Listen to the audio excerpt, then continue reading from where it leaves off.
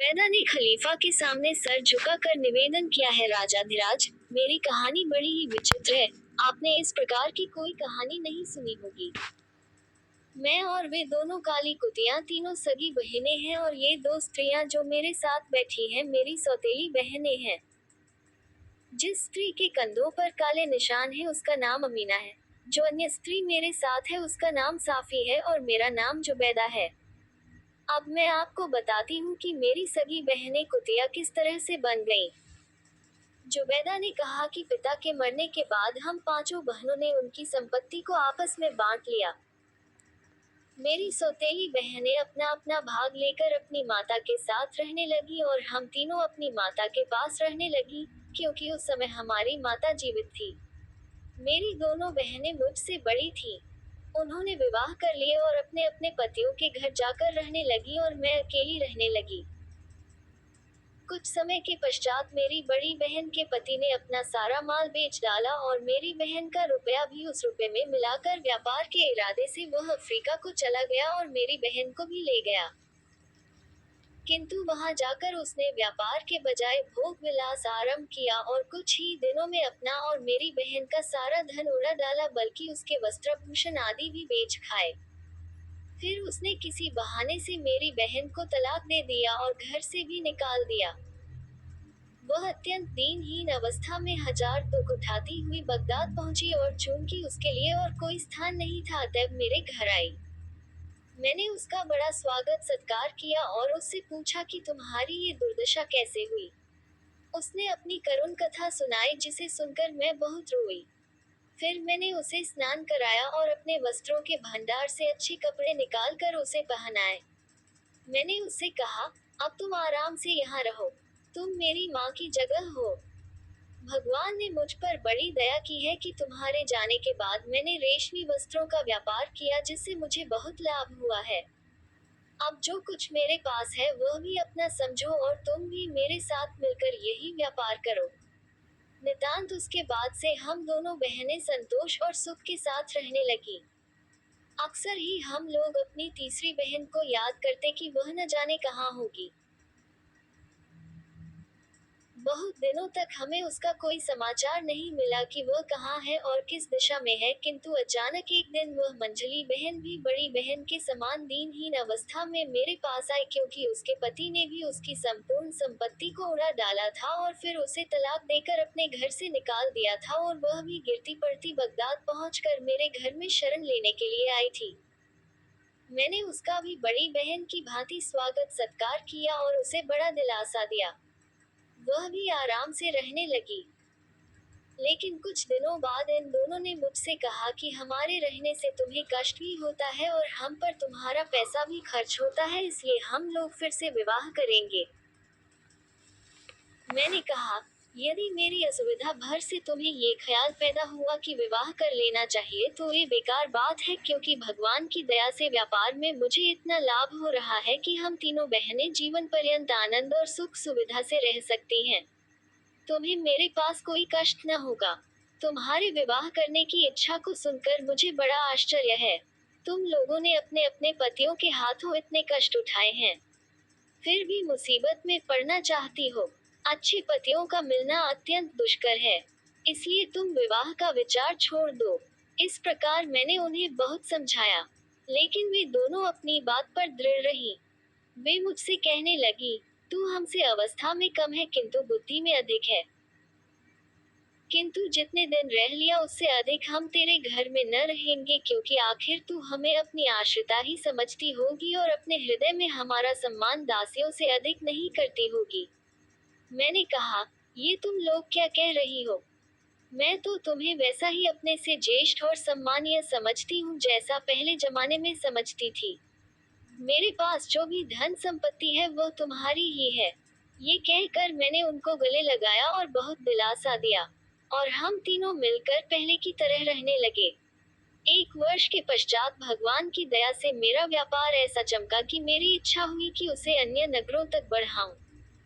अतएव मैंने जहाज पर सामान लाद कर किसी अन्य देश में भी व्यापार जमाने की सोची। मैं व्यापार की वस्तुओं और अपनी दोनों बहनों को लेकर बगदाद से बूशहर में आए और एक छोटा सा जहाज खरीद कर मैंने अपनी व्यापार की वस्तुओं को उस पर लाद दिया और चल पड़ी। वायु हमारे अनुकूल थी, इसीलिए हम लोग फारस की खाड़ी में पहुंच गए और वहां से हमारा जहाज हिंदुस्तान के लिए चल पड़ा। 20 दिन बाद हम लोग एक टापू पर पहुंचे जिसके पिछले भाग में एक बहुत ऊंचा पर्वत था। द्वीप में समुद्र के किनारे ही एक बड़ा और सुंदर नगर बसा था। मैं जहाज पर बैठे बैठे बहुत ऊब गई थी, इसलिए अपनी बहनों को जहाज ही पर छोड़कर एक डोंगी पर बैठकर तट पर गई। नगर के द्वार पर काफी संख्या में सेना रक्षा के लिए नियुक्त थी और कई सिपाही चुस्ती से अपनी जगहों पर खड़े थे। उनका रूप बड़ा भयोत्पादक था।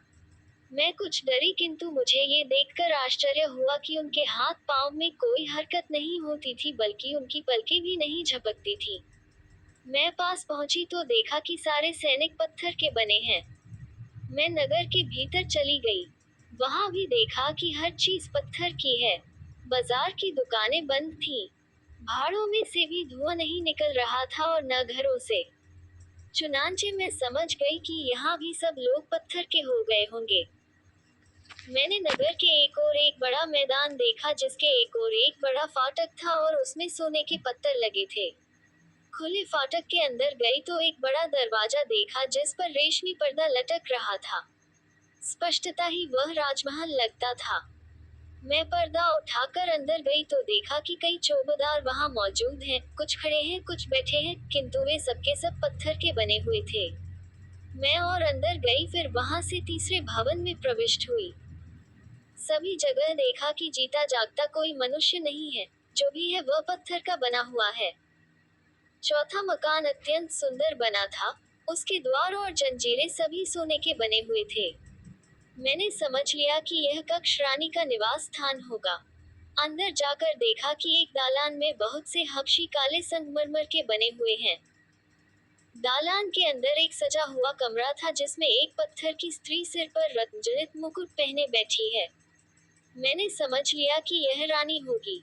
उसके गले में एक नीलम का हार पड़ा था जिसका हर एक दाना सुपारी के बराबर था। मैंने पास जाकर देखा कि इतने बड़े होने पर भी वे रत्न बिल्कुल गोल और चिकने थे। वहां के बहुमूल्य रत्नों और वस्त्रों को देखकर मुझे आश्चर्य हुआ।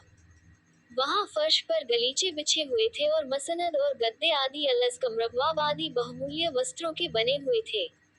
मैं वहां से और अंदर गई। कई मकान बड़े सुंदर दिखाई दिए। उन सब से होती हुई एक विशाल भवन में गई जहां एक सोने का सिंहासन पृथ्वी से काफी ऊंचा रखा था और उसके चारों ओर मोतियों की झालरें लटक रही थी। एक अजीब बात यह थी कि उस सिंहासन के ऊपर से प्रकाश की लपटें जैसी निकल रही थी। मुझे कौतूहल हुआ और मैंने ऊपर चढ़कर देखा कि एक छोटी तिपाई पर एक हीरा रखा है जिसका आकार शतुरमुर्ग के अंडे जैसा है और उसमें ऐसी चमक थी कि निगाहें उस पर नहीं ठहरती थी। प्रकाश की लपटें उसी विशालकाय हीरे से निकल रही थी।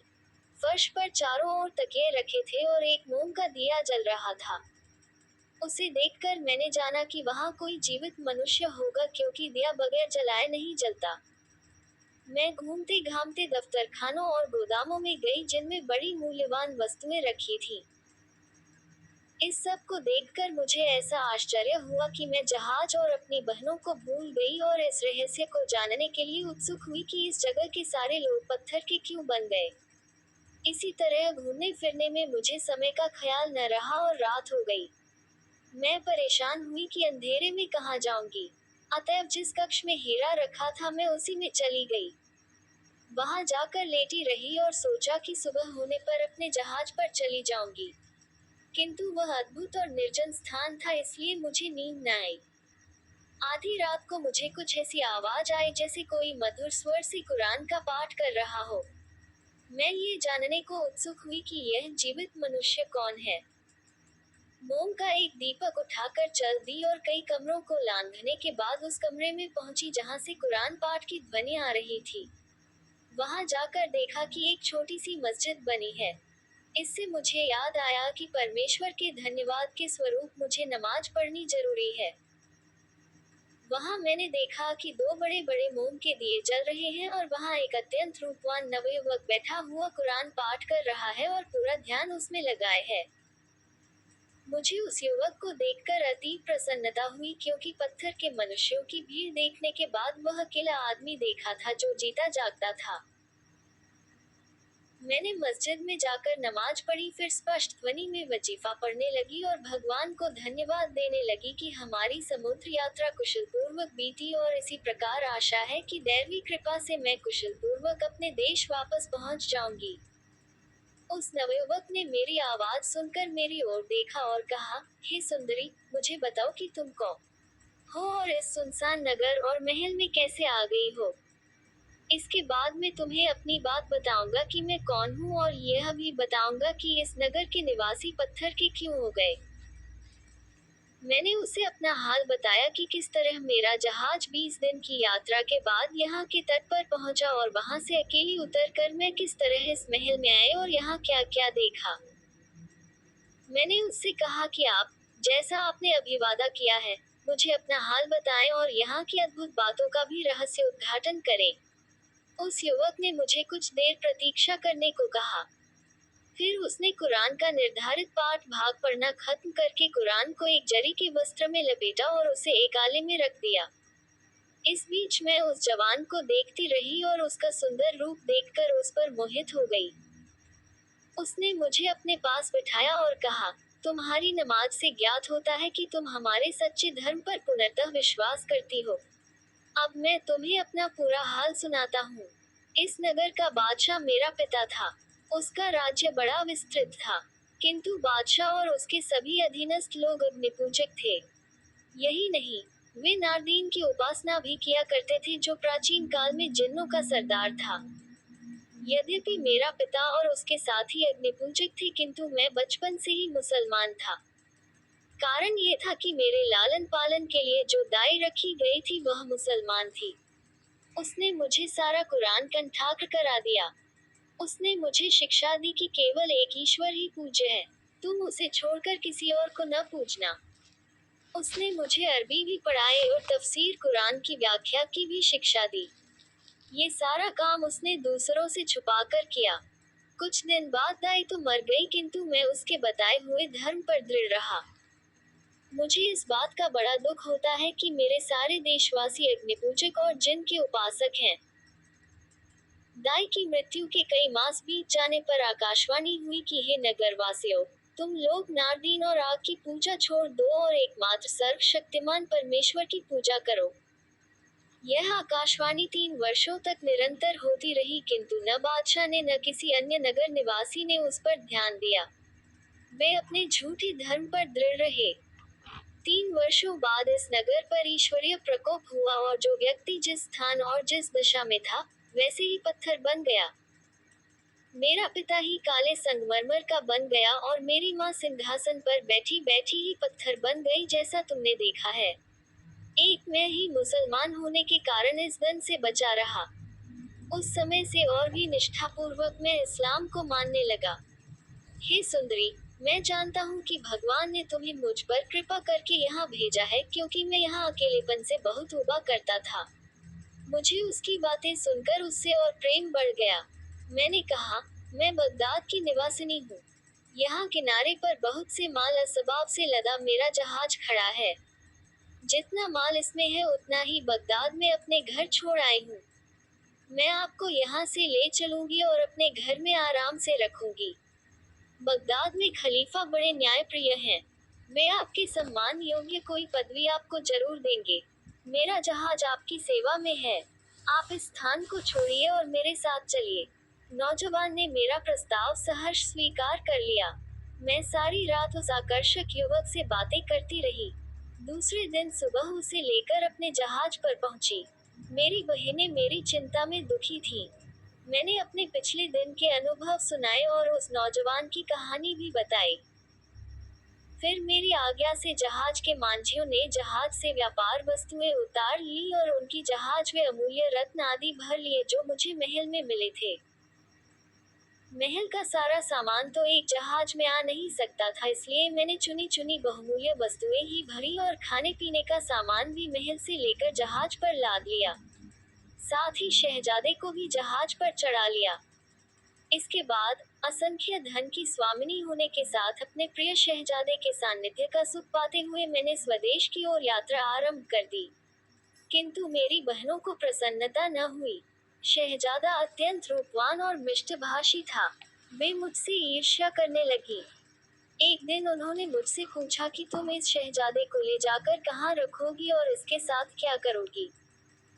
मुझे उनकी दशा देखकर हंसी आए और मैंने उन्हें चिढ़ाने के लिए कहा कि मैं बगदाद में इसके साथ विवाह करूंगी। मैंने शहजादे से कहा कि मैं चाहती हूँ कि आपकी दासियों में हो जाऊं और जी जान से आपकी सेवा करूं। शहजादा भी मेरे परिहास को समझ गया और हंसकर बोला, तुम्हारी जो इच्छा हो वह करो। मैं तुम्हारी बहनों के समक्ष प्रतिज्ञा करता हूँ कि तुम्हारी प्रसन्नता के लिए तुम्हें अपनी पत्नी बनाऊंगा। दासी होने की त न करो, मैं तो स्वयं तुम्हारा दास बन जाऊंगा। ये सुनकर मेरी बहनों के चेहरे का रंग उड़ गया और उनके हृदय में मेरे लिए घोर शत्रुता जागृत हो गई।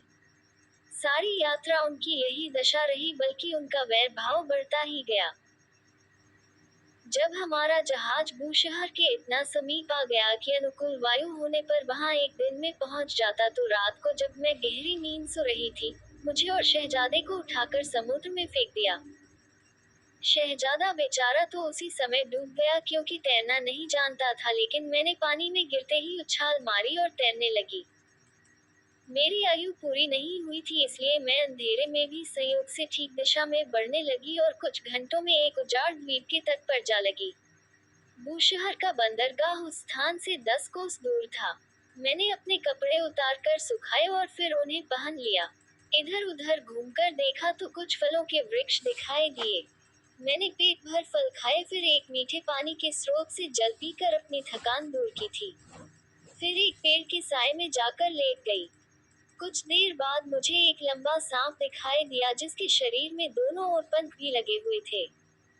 वह सांप पहले मेरी दाहिनी ओर आया और फिर बाईं ओर, और इस सारे समय अपनी जीभ लिपलपाता रहा। मैंने इससे जाना कि इसे कुछ कष्ट है और यह मेरी सहायता चाहता है। मैंने उठकर चारों ओर दृष्टिपात किया। मुझे दिखाई दिया कि एक दूसरा सांप उसके पीछे पड़ा है और उसे खाना चाहता है। मैंने पहले सांप को बचाने के लिए एक बड़ा पत्थर उठाकर बड़े सांप के सिर पर मारा, जिससे उसका सिर फट गया और वह वहीं मर गया। पहला सांप अब पंख खोलकर आसमान में उड़ गया। मुझे ये सब देखकर आश्चर्य हुआ, किंतु मैं बहुत थकी थी, इसलिए वहां से कुछ दूर एक सुरक्षित स्थान पर जाकर सो रही। जागने पर देखा कि एक हरितवसना सुंदरी मेरे सिरहाने 2 काली कुतियां लिए बैठी है। मैं उसे देखकर खड़ी हो गई और उससे पूछा कि तुम कौन हो। उसने कहा, मैं वही सांप हूँ जिसकी जान उसके दुश्मन से तुमने बचाई थी। अब मैं चाहती हूँ कि जो उपकार तुमने मेरे साथ किया है उसका बदला तुम्हें दूँ। उसने कहा कि मैं वास्तव में एक परी हूँ। यहाँ से जाने के बाद मैं अपनी जाति बहनों यानी परियों को साथ में लेकर तुम्हारे जहाज पर गई, जहाँ हम लोगों ने तुम्हारी बहनों को, जिन्होंने तुम्हारे उपकार का बदला तुम्हारी जान लेने का प्रयत्न करके दिया था, कुतिया बना डाला। तुम्हारे जहाज का सारा माल उठाकर बगदाद में तुम्हारे घर पहुँचा दिया और जहाज को वहीं डुबो दिया। ये कहने के बाद उस परी ने एक हाथ से मुझे उठाया और दूसरे से दोनों कुतियों को, और उड़कर हम सबको बगदाद में मेरे मकान के अंदर पहुंचा दिया। वहां पर परी ने मुझसे कहा कि मैं ईश्वर की सौगंध खाकर कहती हूँ कि तुम्हारी बहनों की सजा पूरी नहीं हुई है। मेरी आज्ञा है कि तुम हर रात उन्हें 100 कोड़े लगाना, और तुमने यह बात न मानी तो तुम्हारा सब कुछ बर्बाद हो जाएगा। वैसे हम परियां तुम्हारी मित्र हो गई हैं, और तुम जब भी हमें बुलाओगी हम आ जाएंगे। जुबैदा ने कहा कि मैं उस परी की आज्ञानुसार हर रात को अपनी बहनों को, जो कुतियां बनी हुई हैं, 100 कोड़े मारती हूँ, लेकिन खून का जोश भी काम करता है, इसलिए रोती हूँ और उनके आंसू पोंछती हूँ। अब अमीना की कहानी उसके मुंह से सुनिए। खलीफा को यह वृतांत सुनकर बड़ा आश्चर्य हुआ। उसने अमीना से पूछा कि तुम्हारे कंधों और सीनों पर काले निशान क्यों है। उसने ये बताया।